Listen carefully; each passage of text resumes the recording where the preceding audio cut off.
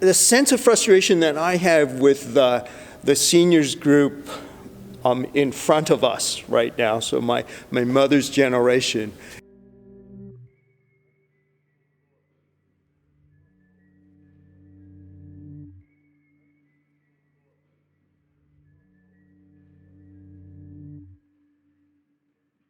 is their absolute lack of preparedness in terms of an exit plan.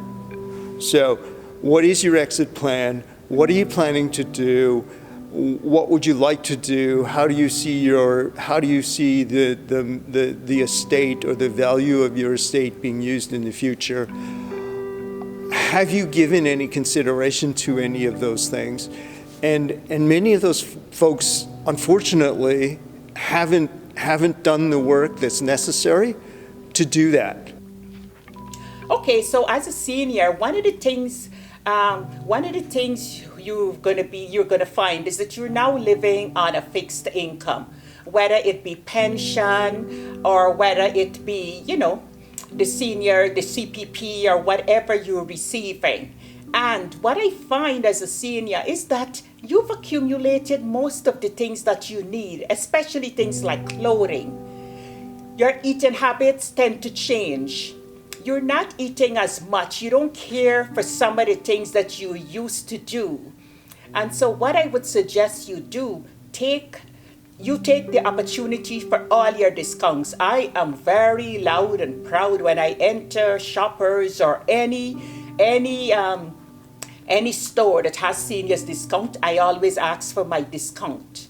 Bus passes, I do know of many seniors, like folks that my mother knows or in my mother's age bracket who have difficulties living on a fixed income and are very cautious about how they go about spending their money. Economy is a powerful thing, finance is a powerful thing, but still whatever the government provides, particularly the seniors, one can, if one know how to live perfectly and do not focus more on objects, but with other resources, one can still go well. That's my thought. And I'm not much stressed about that. And because there are a lot of resources available, they are everywhere. Only people do not know, they do not have access. If we can increase that accessibility, they can go.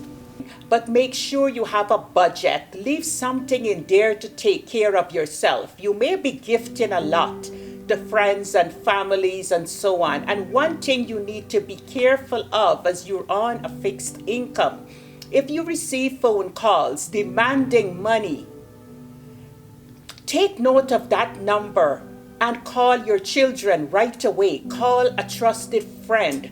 Call a pastor. Walk into a police station and discuss that. Do not just open your limited resources to somebody who is demanding money on the phone. That surprised me quite frankly when I became a retired individual was the fact that your living expenses and what you really need to survive is a fraction perhaps of what you used to make. You have to learn to live within your means, although it's getting very hard. I'm lucky to have my son who takes care of me and my daughter-in-law, but if you're living alone and on those fixed charges, it's pretty tough, very hard, because things are getting pretty expensive, especially your property taxes and then utilities. They take a big chunk out of your check.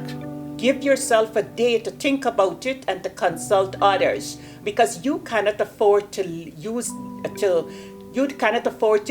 that money, because you may need it in later years to stay and to grow old in your own home, which I know is the preference of most seniors, and you may need that to take care of yourself. So make sure that you're using your funds wisely.